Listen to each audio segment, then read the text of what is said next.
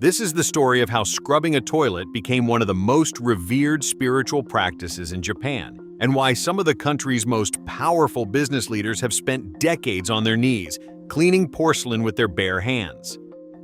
In the hills of Kyoto, inside the sprawling grounds of Tofukuji, a Rinzai Zen temple, there stands a structure that most tourists walk right past. It's not a pagoda, it's not a meditation hall, it's a toilet. Built during the early Muromachi period, sometime between 1333 and 1568, it's designated an important cultural property by the Japanese government. It's called a tosu, and in Zen parlance, that word carries weight. Because in this tradition, the toilet is not the lowest place in the monastery. It's one of the most sacred.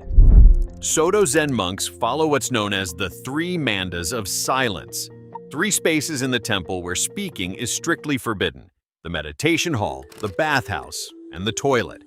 The reasoning is simple but profound.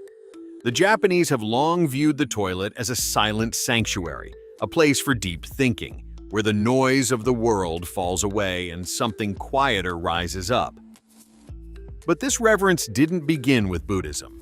It goes back much further, deep into the mythology of Shinto, Japan's indigenous spiritual tradition.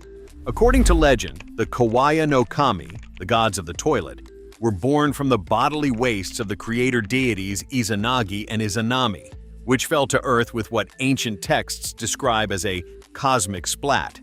The toilet goddess, Kawaya Kami, was said to be beautiful, and keeping her domain clean was believed to bring blessings.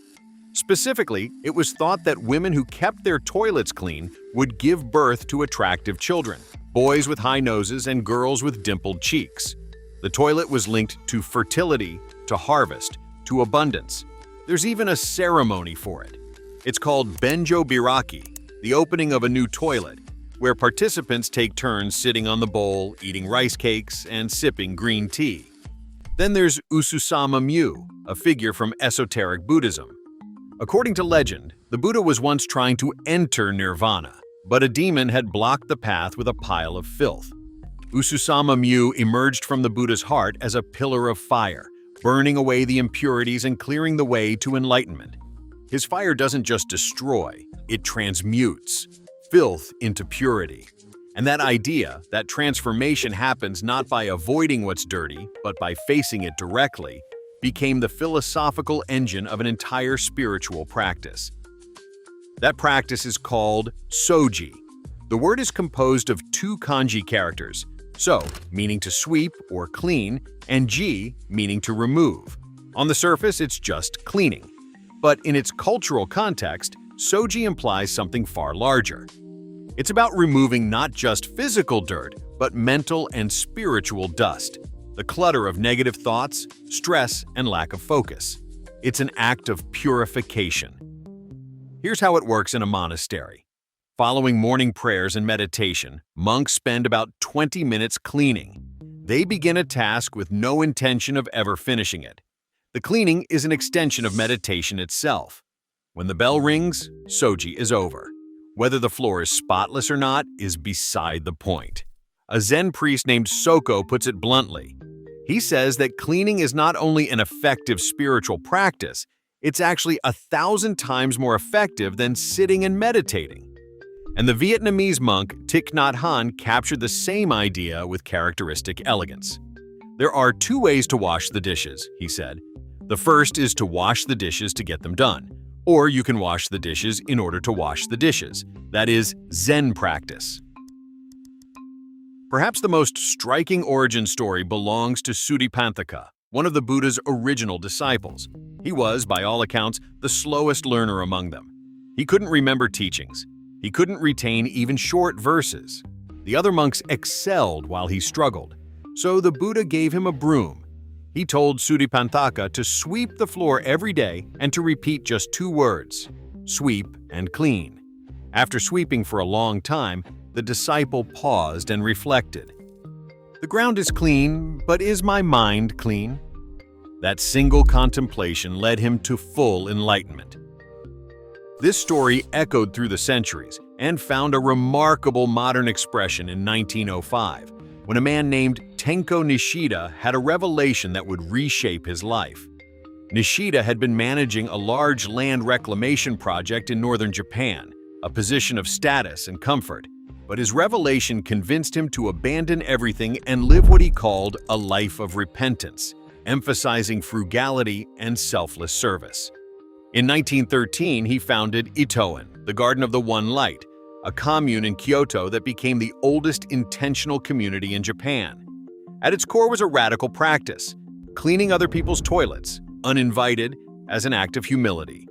Today, Ittoen has about 300 members, sustains itself through commercial ventures including a rice research institute and a construction company, and runs its own state-recognized schools up to the college level. And every year, 4,000 Mr. Donut workers are sent to Ittoen for training that includes, yes, cleaning toilets. The purpose is to cultivate humility and improve group dynamics. The business world took notice. Hidezaburo Kageyama, founder of Yellow Hat, Japan's major auto supply chain, started cleaning his company's toilets by himself at age 28 and continued doing so for 53 consecutive years. He refuses to wear gloves because he says, bare hands will never miss a hair. He went on to found the Learning by Cleaning Association, an international organization promoting toilet cleaning as a path to self-improvement. I have seen thousands of people cleaning toilets, Kageyama once said. Without exception, everyone becomes humble when they clean the toilet, and your humbleness is reflected in your work relationships. Soichiro Honda, founder of Honda Motor Company, believed that the state of a toilet could reveal everything about a family or business. Konosuke Matsushita, the founder of Panasonic, attributed his success in part to the same practice. Their logic wasn't mystical. They believed that a person willing to humbly clean the lowliest place is a person who notices details, stays grounded, and never thinks they're above the work. Modern science is beginning to validate what monks have practiced for centuries.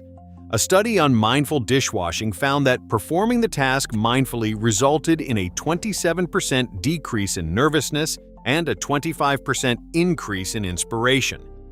Research has also shown that people who describe their homes as clean report lower levels of stress and depression. One survey by Lion Corporation found that the annual household income difference between homes with clean toilets and those without was roughly $7,000. Correlation, perhaps, but a striking one.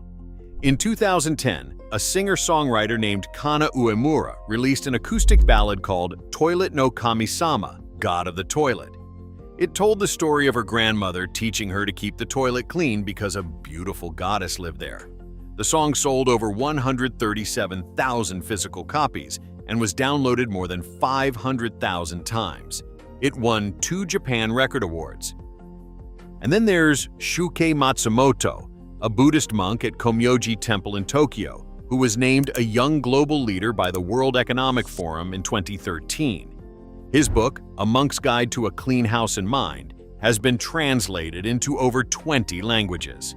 He also founded Temple Morning, a movement that invites ordinary people into temples to clean alongside monks and experience Soji firsthand. So, why does enlightenment happen while scrubbing toilets? Because the toilet is where ego dissolves. It's the one place no one can pretend they're too important for. When you get on your knees and clean the thing that everyone uses but no one wants to touch, something shifts. The ground is clean. But is your mind clean? That's the question that changed everything for a slow student with a broom 2,500 years ago. And it's still the question being asked today, in temples, in boardrooms, and in bathrooms across Japan.